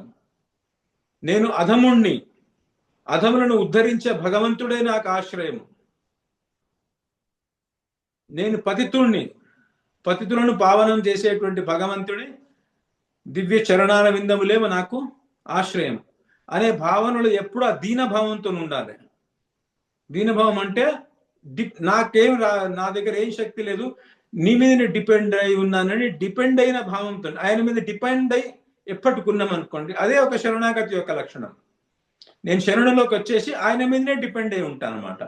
ఆయన కృప మీద డిపెండ్ అయ్యి ఎప్పుడు చూసినా కానీ కరుణా క్రందన చేసుకుంటూ కృపాయాచన చేస్తున్నాం అనుకోండి, ఇక మాయ మన దగ్గర కూడా రాదు, సిగ్గుబడి వెళ్ళిపోతుంది అనమాట. ఎక్కడైతే భగవంతుని పాదాలు పట్టుకున్నామో, గురువు గారిని పెట్టుకున్నామో, అక్కడ మాయ అనేటువంటిది సిగ్గుబడి తలొంచుకొని అక్కడి నుంచి అక్కడనే పక్కదారిలోకి వెళ్ళిపోతుంది అనమాట. సో ఆ క్వాలిటీస్ పెంచుకునే ప్రయత్నం చేస్తున్నాం. ఆ సాధకుని యొక్క లక్షణాలు ఏవైతే ఉన్నాయో అవి మనం సాధన యొక్క అర్థభావన చేస్తున్నాం ఇక్కడ చేసి సాధకుడికి ఉండే లక్షణాలను ఏవైతే వాటి గురించి మనం చింతన చేసి వాటిని వాటికి అనుకోవడం వల్ల ఏమవుతున్నదంటే అవి మన లోపల వచ్చేసి భగవంతుని శరణంలో ఉండిపోతాం. ఇప్పుడు మనం మొదలుపెట్టింది ఏంటిది, నీ శరణంలోకి వస్తున్నాను అన్నా కదా. నీ శరణంలోకి రావడం అనేటువంటిది ఎట్లుంటుంది అంటే, నేను శరణంలోకి పోతే అది ఎట్లా ఉంటుంది అంటే లౌల్యము, దైన్యము, కరుణా క్రందన, కృపాయాచన రూపంలో ఉంటుందని చెప్పడానికి అన్ని క్వాలిటీస్ ఈ కీర్తనలో చూపిస్తున్నారు. విరహం అని కదా, ఆ క్వాలిటీస్ ఎట్లా ఉన్నాయో నేను స్టార్టింగ్ లో ఐడెంటిఫై చేసి చూపించాను కదా. అది శరణంలోకి రావడం అంటే, శరణాగతి అవ్వడం అంటే అట్లా అదనమాట. అంటే వాటి మీద చింతన చేసి ఆ క్వాలిటీస్ అన్నిటిని మనము పొందే ప్రయత్నం చేసుకోవడం. అవునా? సో ఇప్పుడు ఇవాళ ఇంకొక 5-10 నిమిషాలు టైం ఉంది. మనము ఇంకొక లైన్ నెక్స్ట్ ఏదో అనుకొని పోదాం. ఏం లైన్ చెప్పండి, ఎవరైనా చదవండి దాన్ని.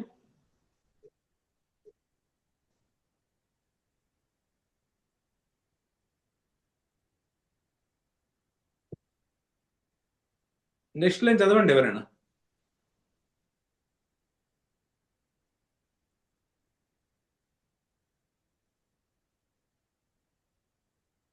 లేదండి. లకు చౌగసి చహి ఆయి కహు పలహు కలు నహు పాయి. లక్ 84 చలి ఆయి కహు పలహు కలు నహి ఆయి. లక్ 84 అంటే ఏంటంటే 84 లక్షల యోనులు నేను రాధాకృష్ణుల చరణములలో శరణము కాకుండా నేను ఉన్నందువల్ల, నా ఇండిపెండెంట్ గా వ్యవహారం చేసినందువల్ల, మీరు నాకేదైతే అనంత జన్మల నుంచి చెప్పుకుంటూ వచ్చిండ్రో, తత్వజ్ఞానం ఇచ్చుకుంటూ వచ్చిండ్రో, ఏదైతే సాధన నేర్పించిండ్రో, రాధాకృష్ణుల చరణముల యొక్క శరణము తీసుకో అని చెప్పేసి నాకు ఏదైతే చెప్పారో, అది నేను చేయకుండా దాన్ని వదిలిపెట్టేసినందుకు ఏమైందో తెలుసా గురువు గారు, ఈ లోకంలో 3 రకాల తాపత్రయాలను పడ్డాను, కోరికలను తీర్చుకుంటూ. అంటే దాని అర్థం ఉంది, లక్ 84 అని అంటున్నాం అక్కడ, కానీ దాని అర్థం ఏంటిదంటే పోయిట్రీలో ఎప్పుడు కూడా అనేక విషయాలను మనము మెటఫార్ అంటారు దాన్ని, మెటఫార్ అండ్ మెటనిమీ అని ఇంగ్లీష్ లో. మెటఫార్ అంటే ఏంటిదంటే నీ ముఖము చంద్రుని వలె ఉన్నది అని అన్నాం అనుకోండి, చంద్రబింబంతో పోలుస్తున్నాం కదా మెటఫార్. మెటనిమీ అంటే ఒకటే పదంలో అనేక మీనింగ్స్ అనమాట. అవునా? సో అనేక మీనింగ్స్ వస్తున్నాయి ఇందులో. సో నేను 84 లక్షల యోనులలో తిరిగాను అంటే దాని అర్థం ఏంటిదంటే మిగతా అంతా కూడా రావాలి. చెప్పండి, మిగతాన్ని నేను దేహాత్మాభిమానం అంటే భగవంతుని హరి గురు యొక్క శరణంలోకి పోకుండా దేహాత్మాభిమానం కలిగి ఉన్నందుకు ఏమైంది నాకు చెప్పండి. మా స్టోరీ అంతా ముందు చెప్పాను కదా నేను. ఫస్ట్ ఏమైంది, అదంతా రావాలి లోపల నుంచి, అర్థభావన. దీన్నే అర్థభావన అంటారు. నేను మీ శరణులోకి వస్తున్నాను గురువు గారు, గురుదేవా అనే దానికి ఇవన్నీ అర్థభావన అన్నమాట. నేను శరణులోకి వస్తున్నాను, నన్ను మీకు సాధన చేయించండి, భగవంతుని యొక్క పాదాల మీద జుగల్స్ చరణంలో శరణు కలిగేటట్టు నాకు చేయండి నా మనస్సును అనే దానికి ఇదంతా అర్థభావన అనమాట. చెప్పండి, ఏది నా స్టోరీ ఏంటిది, నేను నన్ను నేను దేహం అనుకుంటుంటే ఏమేమి జరుగుతున్నదో ఒకసారి చెప్పండి, మళ్ళీ ఆ భావనలోకి తెచ్చుకోండి మొత్తం. తత్వజ్ఞానం రాలేదు, సాధన సరిగా చేయలేకపోయాను, 84 లక్షల యోనుల్లో మళ్ళీ కానీ దానికి ముందు ఇంకా ఉన్నది చాలా స్టోరీ చెప్పాను మీకు నేను. నన్ను నేను దేహం అనుకుంటుంటే ఫస్ట్ ఏమవుతున్నది, నన్ను కన్నులు నేను దేహం అనుకుంటే ఏమైతున్నది? వెరీ ఫస్ట్ స్టెప్ ఏమైతున్నది? పంచేంద్రియాల ద్వారా పంచ ఉపభోగ పంచ విషయాలు. Very good. ఉపభోగ వెరీ పంచ ఫస్ట్ ఉపభోగిస్తాను. ఏమైతుందంటే, నన్ను నేను దేహం అనుకుంటుంటే నాకు ఈ పంచ ఇంద్రియాలు ఉన్నాయి కాబట్టి, ప్రపంచంలో ప్రకృతిలో పంచ విషయాలు ఉన్నాయి కాబట్టి, పంచ ఇంద్రియముల ద్వారా పంచ విషయాలను ఉపభోగించాలనేటువంటి కామన పుడుతున్నది, కామం పుడుతున్నది. Right, very good. తర్వాత నెక్స్ట్ ఏమవుతున్నది? 84 లక్షల యోనుల ముందు రాకముందు చాలా జరుగుతున్నది.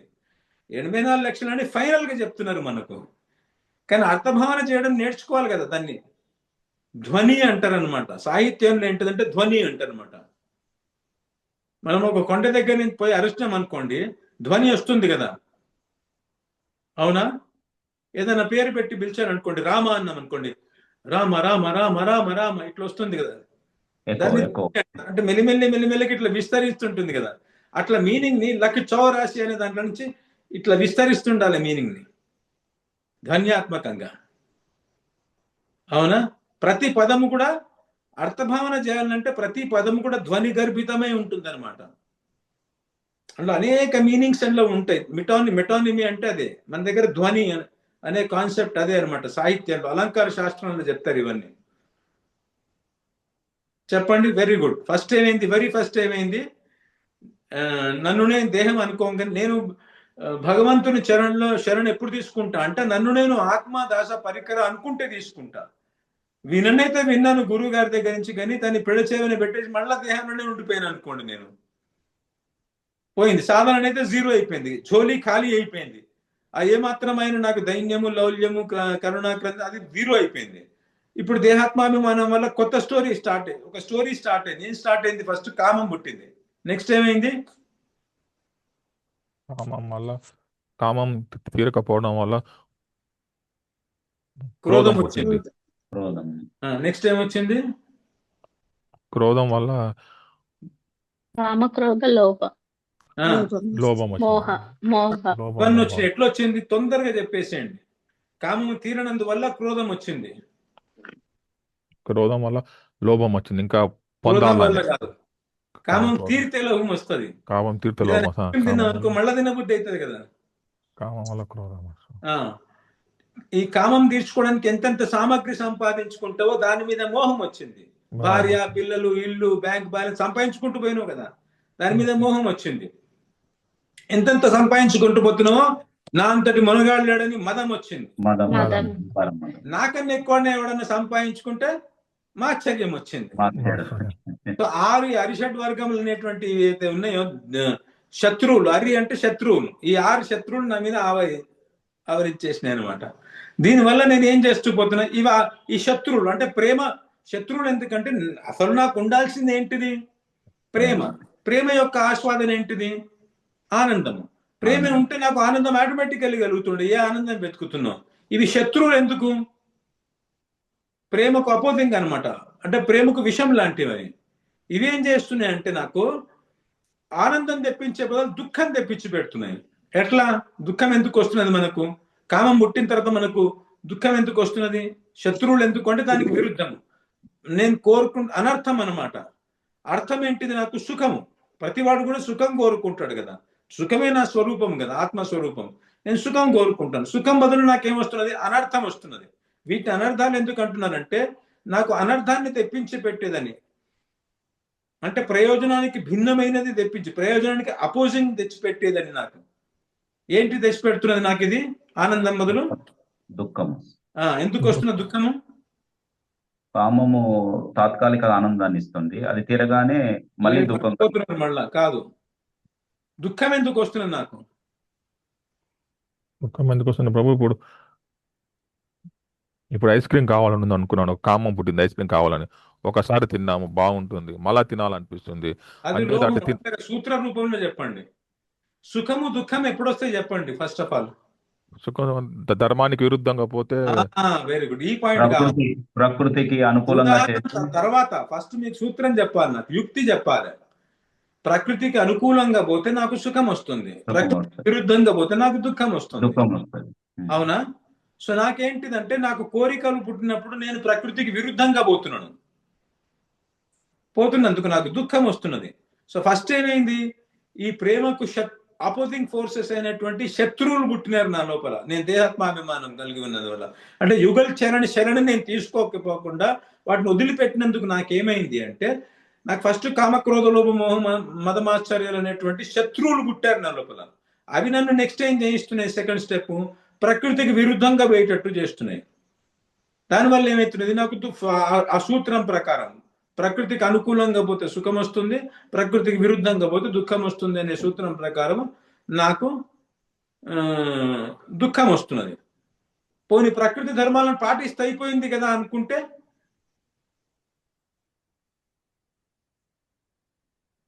మర్చిపోయాను రా, బేసిక్స్ అన్ని మర్చిపోయాను. ప్రకృతి ధర్మాలను నేను పాటిస్తే సుఖం వస్తుంది కదా, పాటిస్తే అయిపోయింది కదా. నేను యుగల్ శరణ్ ఎందుకు పట్టుకోవాలి నేను? కానీ మనసు మంచి ఒక స్వభావం అది అట్లా కాదు ప్రభు. అది దానికా కావాలని కామం కోరిక తిరుగుతూనే ఉంటది, పుడుతూనే ఉంటుంది కామం అంటే. కోరిక ఎట్లుంటుందంటే అది ఆలోచించుకొని పుట్టదు. ఇప్పుడు ఐస్ క్రీమ్ తినేటప్పుడు అది ఆలోచించదు, ఈ ఐస్ క్రీమ్ నా శరీరానికి మంచిదా కాదా, బర్గర్ నా శరీరానికి మంచిదా కాదా, పిజ్జా నా శరీరానికి మంచి, ఇట్లా ఆలోచించదు అది. ఫస్ట్ కోరిక పుట్టేస్తుంది. అండ్ కోరిక బై డెఫినేషన్ ప్రకృతికి విరుద్ధంగానే పుడుతుంది.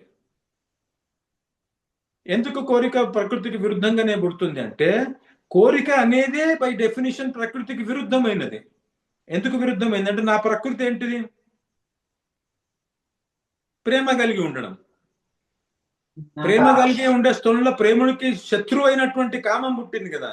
సో ఈ కామం అనేటువంటి, నాకు లోపల కామం ఉన్నదంటేనే నేను నా ప్రకృతికి దూరంగా ఉన్నట్టు. ఒరిజినల్ మిస్టేక్ అక్కడ అవుతున్నది నాతోటి. ఇప్పుడు ఒక కంప్యూటర్ ప్రోగ్రామింగ్ ఉన్నది అనుకోండి, వెరీ ఫస్ట్ స్టార్టింగ్ స్టెప్ మీరు తప్పు చేసిండు అనుకోండి, కిందవన్నీ కరెక్ట్ చేసినా కానీ తప్పు, ఎన్నిసార్లు చేసినా మీకు తప్పే వస్తుంటుంది అది. ఎందుకు, వెరీ స్టార్టింగ్ లోనే తప్పు ఉన్నది, ఫస్ట్ స్టెప్ లోనే తప్పు చేసింది మీరు. సో వెరీ స్టార్టింగ్ స్టెప్ లో ఏం తప్పు అవుతున్నది మనకు,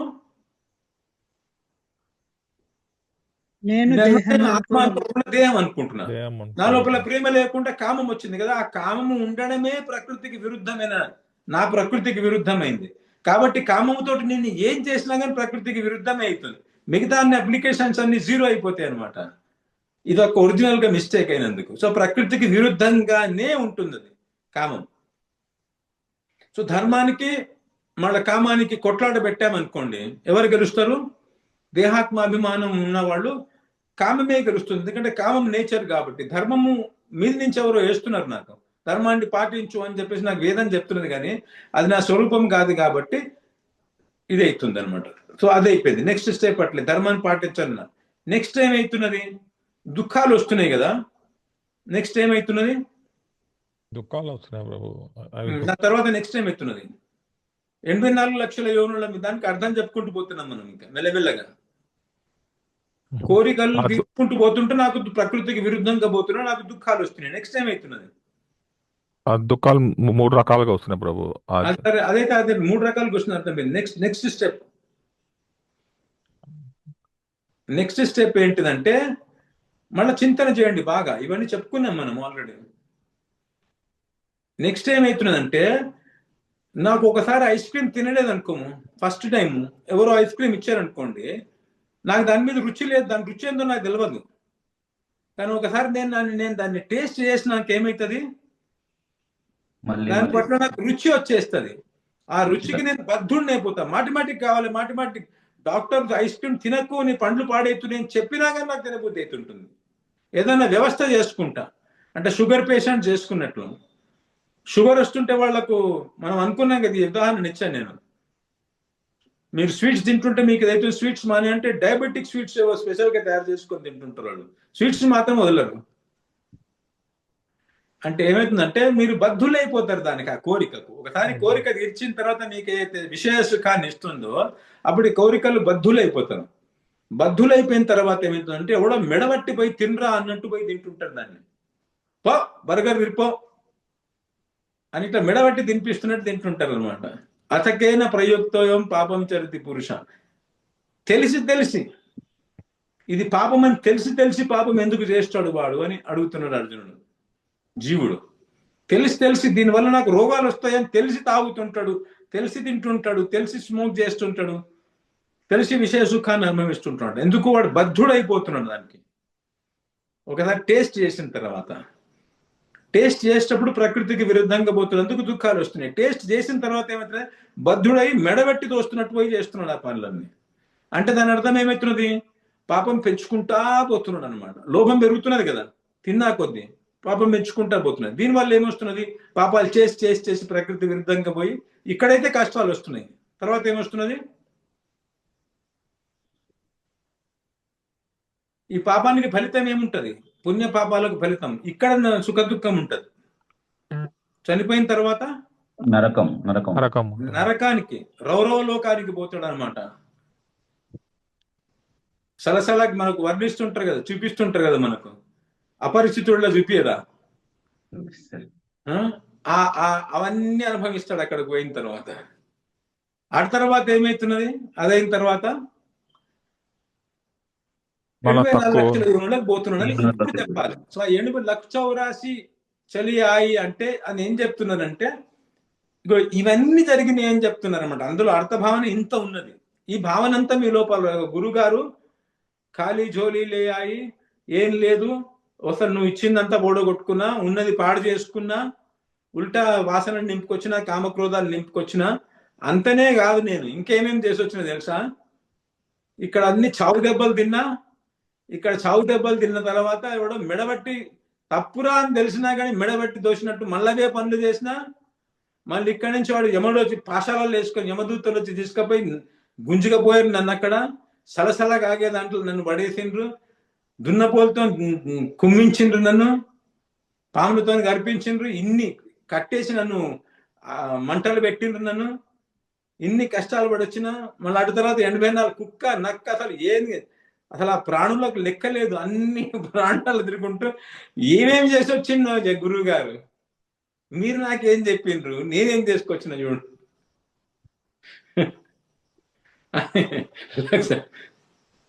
అవునా, ఇన్ని యోనులలో కూడా ఏమెత్తుకుంటూ పోయినా తెలుసా నేను.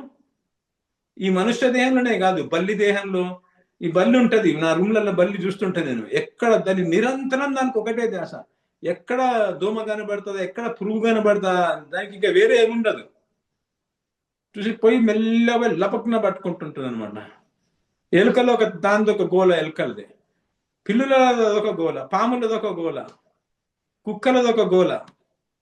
ఈ అన్నిట్లలో జీవితంలో ఏం చేసుకుంటూ పోతే, ఏవైతే చేస్తున్నారో వాళ్ళు ఒక్కొక్క జన్మలో ఒక్కొక్కటి చేసుకుంటూ పోతున్నారు.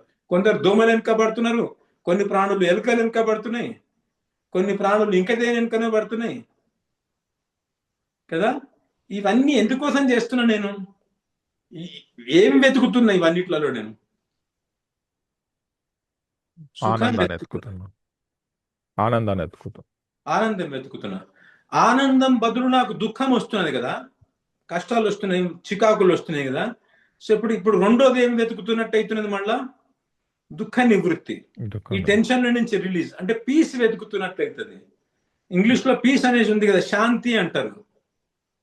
శాంతి అంటే ఏంటిది, ఉపశమనం, నాకున్న రోగానికి ఉపశమనము.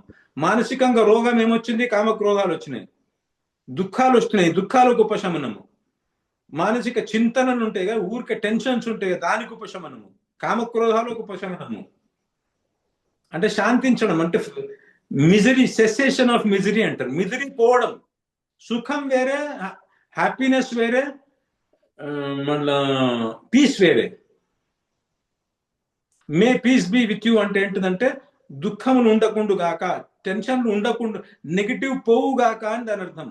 సుఖము అంటే ఏదన్నా అనుభవిస్తూ వచ్చేది, పాజిటివ్ అన్నమాట. ఇప్పుడు ఎవడైనా నీళ్ళల్లో ముడుకుతున్నాడు అనుకోండి, వానికి గాబరా గాబరా అవుతుంది కదా.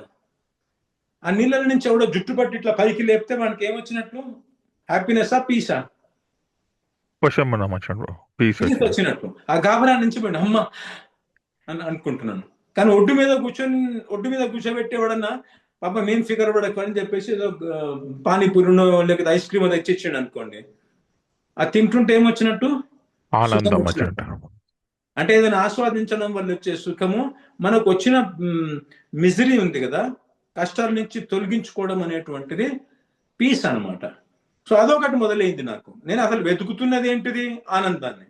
ఆనందం ఏమేమో ఎండమావుల్లాగా ఎంత చేసినా దొరకట్లేదు. అక్కడ ఉన్నది అనిపిస్తుంది, అటు పరిగెడితే అక్కడ ఉన్నది అనిపిస్తుంది, అది పరిగెడుతుంటే మళ్ళీ అక్కడ ఉన్నది అనిపిస్తుంది. అవునా? మళ్ళీ దాని బదులు నాకు తాపత్రయాలు వస్తున్నాయి, టెన్షన్లు వస్తున్నాయి, అనేక రకాల రోగాలు వస్తున్నాయి. సో ఇప్పుడు పీస్ను కోరుకుంటున్నట్టు డబల్ కోరుకుంటున్నట్లయితున్నది. సుఖాన్ని కోరుకుంటున్నట్లయితున్నది, దుఃఖ నివృత్తి కోరుకుంటున్నట్లయితున్నది. ఆనంద ప్రాప్తి కోరుకుంటున్నట్లయితున్నది, దుఃఖ నివృత్తి కోరుకుంటున్నట్లయితున్నది. అవునా? ఇది ఎందుకు చెప్తున్నానంటే ఆ పదం లేదంటే కహి పలహు కల్ నహి పాయి అంటే 84 లక్షల యోనులలో తిరిగి మనుష్య దేహంలో చావు దెబ్బలు తింటున్నా అనకం పడుతున్నా. పోనీ కుక్క జన్మ దొరికి చూద్దాం ఎన్నేమున్నదో. అక్కడ కష్టాలు. ఇంకో జన్మ తీసుకుందాం, అక్కడ కష్టాలు. ఎక్కడ కూడా నాకు శాంతి అనేటువంటిది ఒక్క పల్ కూడా దొరకలేదు. అంటే ఒక్క సెకండ్ కూడా నాకు పీస్ దొరకలేదు. అంటే ఆనందం సంగతి ఓనీ కదా, తర్వాత సంగతి అది. ఏవైతే దుఃఖాలు వస్తున్నాయేమో అందులో నుంచి నాకు పీస్ దొరకలేదు గురువు గారు. ఇట్లా చేసుకొని వచ్చిన నేను ఇప్పుడు అర్థం చేసుకున్నా. ఇంత కథ నాకు ఎందుకైందిరా నేను ఇప్పుడు చెప్పిన కథ అంత ఉంది కదా, ఇదంతా ఎందుకందంటే గురువు గారు నాకు ఈ తత్వజ్ఞానం ముందే ఇచ్చారు. మాయాతత్వం చెప్పారు, జీవతత్వం చెప్పారు, భగవతత్వం చెప్పారు, ప్రేమతత్వం ఇవన్నీ బోధించారు. సాధన ఇలా చేయరా అని చెప్పారు. అయినా కానీ పెడజేవన పెట్టి మీకు సరెండర్ కానందుకు ఇంత గోలైంది గురువు గారు నా దగ్గర. ఇప్పుడు నేను మళ్ళీ ఫస్ట్ లైన్ పాడాలి. ఈ లైన్ పాడి మళ్ళీ ఫస్ట్ లైన్ పాడుతుండాలి. గురువు గారు ఇప్పుడు నేను శరణులోకి వచ్చిన అంటే శరణాగతి మార్గంలోకి వచ్చిన, శరణాగతి చేయించండి నాతోటి. శరణులోకి వచ్చిన అంటే శరణులోకి ఎవరు రాడు అతను. శరణాగతి చేయించండి నాకు, శరణాగతి మార్గంలోకి నన్ను నడపండి, ఇప్పటికైనా నన్ను నీ దాన్ని చేసుకోండి అని దాని అర్థం. అవునా? చాలా విషయాలు చెప్పుకున్నాము. నెక్స్ట్ వీక్ చూద్దాం. చెప్పాలి నాకు సాధన మీద అర్థభావన ఎట్లా చేస్తాం అది చెప్పుకున్నాం మనము, ఇది చెప్పుకున్నాము, ఇప్పుడు చెప్తున్నది వాళ్ళ కొత్త లైన్ చెప్పుకున్నాం. ఇట్లా చాలా విషయాలు చెప్పుకున్నాం కదా. మాటికి విని ఒక్కొక్కళ్ళు ఒక్కొక్క పాయింట్ చెప్పండి, సరేనా? ఏమైనా ఉందా లాస్ట్ మినిట్ చెప్పేది? మీకు డౌట్లు ఏమైనా ఉన్నాయా? అన్ని అర్థమైనాయి కదా? శ్రీ గురవే నమః.